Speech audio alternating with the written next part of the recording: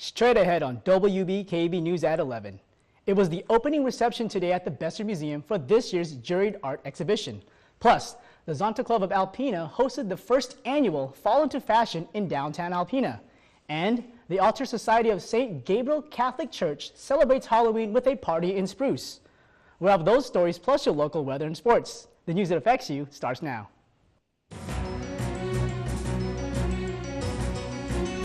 From Rogers City to Tawas City and all points in between. This is Northeast Michigan's award-winning news team. We are your source for news, weather, and sports. We are WBKB News at 11.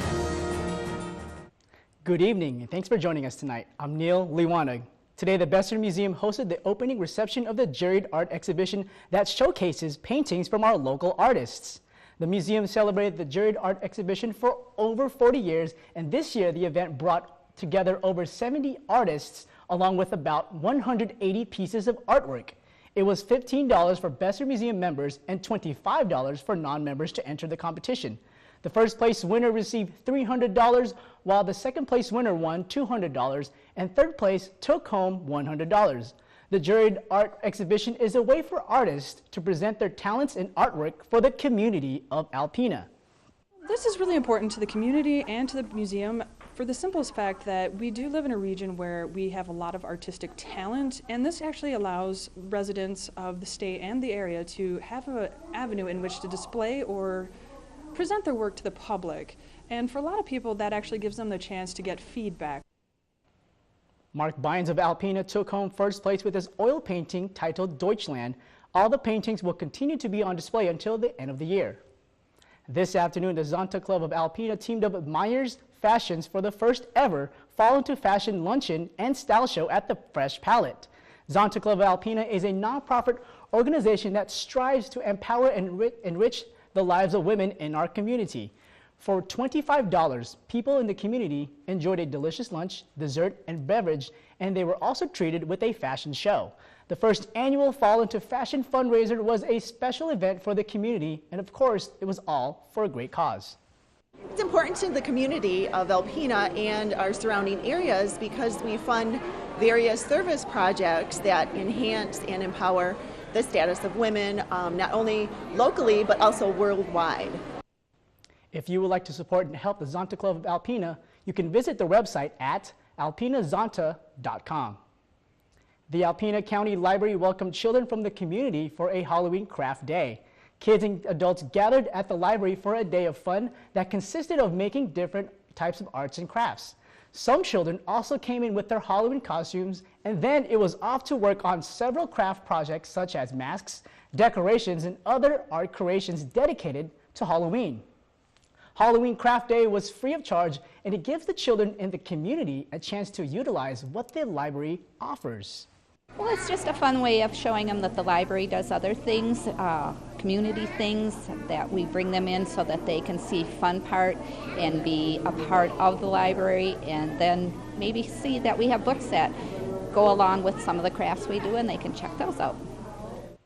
For more information about future events at the library, please visit alpenalibrary.org. Well, Halloween is next Saturday, and the Altar Society of St. Gabriel Catholic Church kicked off the festivities with a Halloween party at the Caledonia Hall in Spruce. For 45 years, the Altar Society of St. Gabriel Catholic Church has held this Halloween party for the people in the community, and particularly for those with special needs. For free of charge, attendees danced the afternoon away and enjoyed hot dogs, snacks, and pop. The society understands that helping others in the Black River community is their main focus, and what better way to show their love and support than with a Halloween party. You can tell by looking at them back there that they are smiling, they love it, we love it. We get our spirit is inflamed, you might say, with them being here. It almost brings you to tears. The Altar Society of St. Gabriel will hold several fundraisers for the upcoming holiday season. If you're interested in helping, please call 989-471-5121. This morning, the Thunder Bay National Marine Sanctuary welcomed people of doTERRA Essential Oil to talk about the community about family wellness. with the rising cost of healthcare and the dangerous side effects of synthetic drugs. Folks gathered at NOAA to learn how to take care of their physical and emotional health naturally. The wellness fair informed the people in attendance about the 3 ways to use essential oils, which are aromatically, topically, and internally.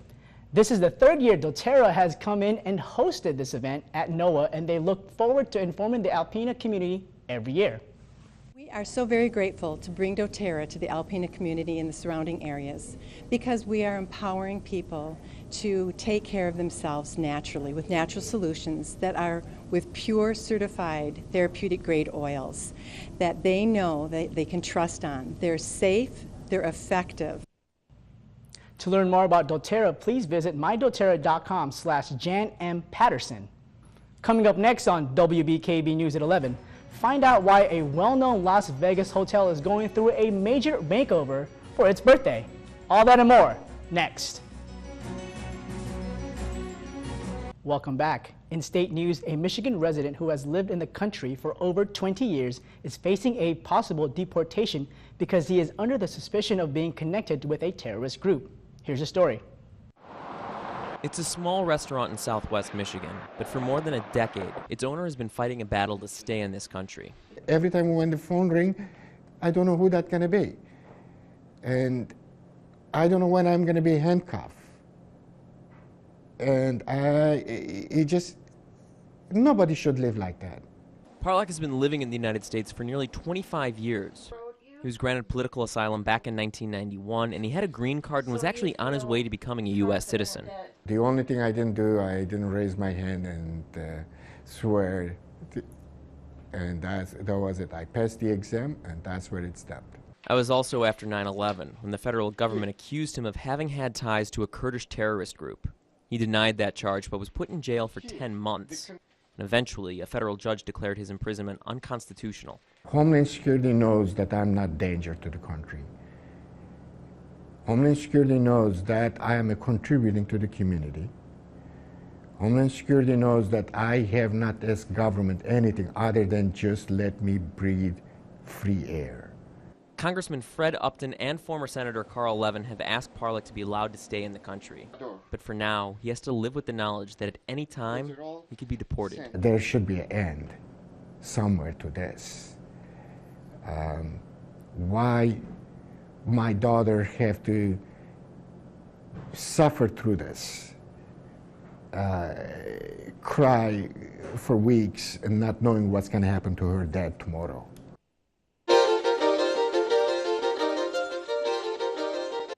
In your Money Watch, the new sign-up season for coverage under the Affordable Care Act begins November 1st, and consumers can start browsing on healthcare.gov the week before.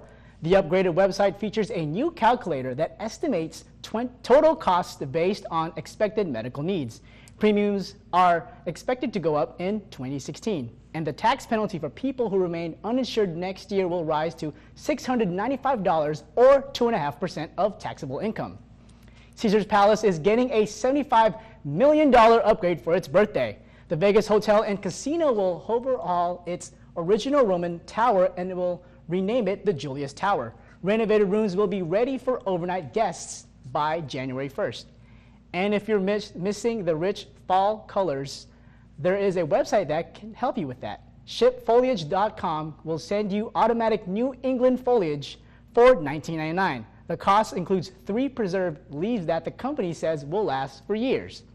If you're heading to the pump, GasBuddy.com and AAA of Michigan helped us find the highest and lowest gas prices locally and across the state.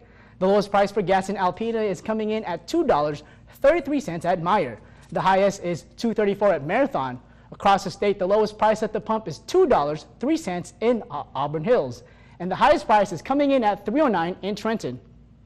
There's still much more to come on WBKB News at 11. Kyle Logan will be in with sports, and I'll be right back with your full weather forecast. Stay tuned.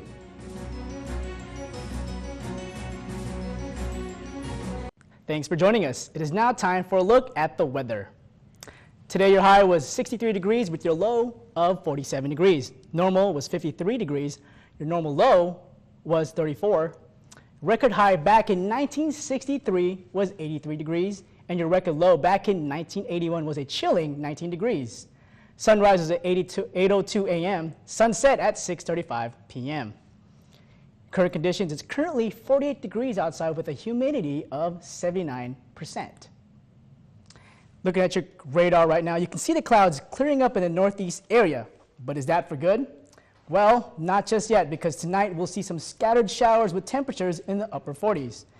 Tomorrow, that's when things clear up with partly sunny skies and temperatures in the upper 40s. But tomorrow night, that rain system returns with a chance of showers with temperatures in the upper 30s. And now, taking a look at our extended weather forecast. Monday, another chance of showers with highs in the lower 50s. Tuesday, we'll get a little bit of break from the rain with partly sunny skies, highs in the lower 50s. Wednesday, showers and cloudy with highs in the lower 50s. Thursday, a chance of rain, and we'll see some snow showers with highs in the upper 40s. Friday, things clear up with partly sunny skies heading into the weekend. And now it's time for today's photo of the day. Today's photo was sent in by Monica Flores Pruitt of Presqu'île. Now, this is a photo Monica took of a trail in Akiak Falls. What a beautiful photo of the park's fall colors right along the trails. Thank you, Monica, for sending us this photo. If you have a photo you would like to send us, email it along with the short description to news@wbkb11.com. In your Health Watch, more than 15 million children in the U.S. live without enough food in their homes. The American Academy of Pediatrics says hunger is an ongoing health risk that can cause lifelong impact. For the first time, the group says all children should be screened to identify households that may lack adequate food. A routine blood test may help identify seniors suffering from dehydration. New research found that screening blood for sodium, potassium, and glucose can reveal if older people are drinking enough fluids. And researchers may have found another use for Botox. The drug known for reducing facial wrinkles may prevent irregular heartbeat when injected into fat surrounding the heart after bypass surgery. In national news, Hurricane Patricia has been downgraded to a tropical depression. The remnants of the storm is threatening to bring more rain to the state of Texas. A flash flood watch remains in effect for much of the state. CBS News' Kenneth Craig reports. The roof of this car is barely visible. Too much rain and nowhere to go in Corsicana, Texas. More than a foot of rain came down Friday. Streets were submerged, leaving many drivers stranded in their vehicles. I just didn't think I could make it. And so I stopped and freaked out and called 911. And they were like, "We'll just stay there." The relentless rain washed away tracks, causing a freight train to derail about 60 miles south of Dallas. Flash flooding also shut down a major highway between Dallas and Houston for hours. Traffic was backed up for miles. South and central Texas are preparing for another round of misery. Remnants of Hurricane Patricia, which hit Mexico as a Category 5 storm, are expected to dump more rain on the saturated ground Saturday night into Sunday morning. Saturday afternoon, officials also issued a voluntary evacuation order for residents in part of Galveston County and are offering them transportation and shelter. We'll take it one hour by a time and see how it goes. As the tide comes in and the waves get bigger, we'll make a decision if we need to get out of here. It's not a question of when the rain will come, but how much. Flash flood watches will remain in effect for parts of Texas through Monday. 100 flights were reportedly canceled at Dallas-Fort Worth International Airport Saturday.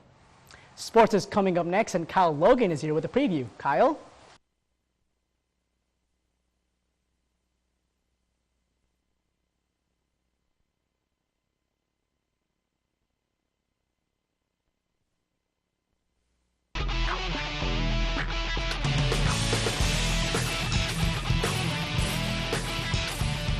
Last night on the Fifth Down, we broke down the final regular season games for most of the local high school football teams. However, one still remained tonight. The Posen Vikings welcomed in Charlton Heston Academy, looking to become just the third team in school history to finish the regular season undefeated. A rainy night in Posen, the Vikings hosted the Patriots from Charlton Heston Academy. Posen's first drive, Skylar Tolgetsky, he gets the carry, and he's going to bust a big one up the middle. He's carrying defenders down to the Pats' 30-yard line. Next play, it's Tolgetsky Gretzky again. This time he goes left side and he would score easily behind a wall of blockers. The Vikings go up 6-0. After forcing a punt, Posen back at it. This time Evans shook with a direct snap. He follows his blockers well, makes one man miss in the open field, and he is gone. The Vikings lead this one 12-0 early. After another Pats punt, Vikings take over, and specifically QB Travis Sharp. Here Sharp takes it himself, makes a man miss. He's going to find Pater untouched, and Posen goes up 18-0. They would go for 2, and Sharp with another carry. That would be another 2 points, and Vikings would go up 20-0. Then after a big punt return, Vikings in the red zone again. The carry this time to the other Shook brother, Dylan, and he goes untouched left side to put his team up 26-0. This one was all Posen throughout. They stay unbeaten, 66-16 the final.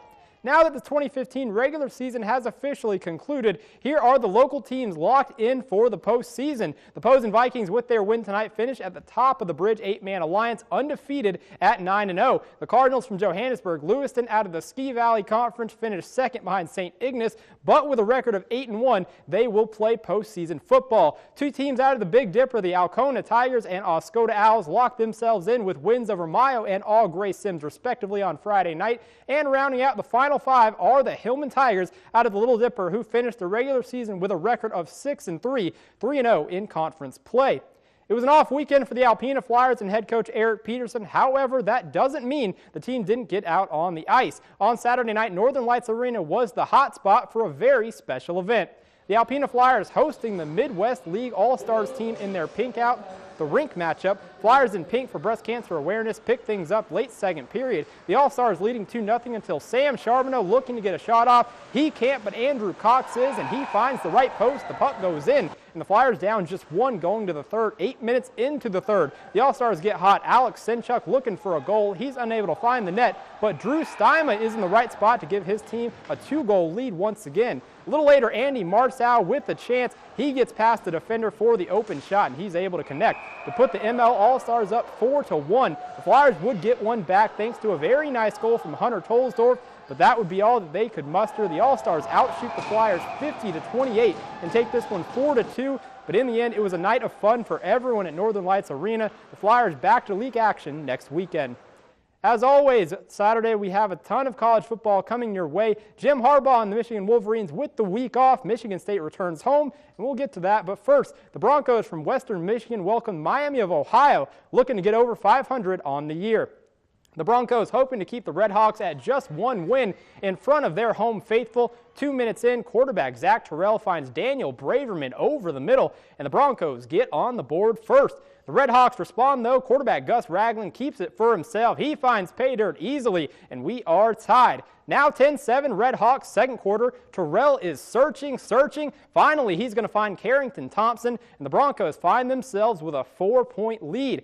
Just under 5 minutes left in the first half. Jamari Bogan with the carry. He's going to follow his blockers, a big hole, and he scores untouched. WM goes up 28-10. The offense put up 421 yards, and Terrell threw for 278 and 3 scores. The Broncos go on to win this one 35-13, and they improved to 4-3 on the year.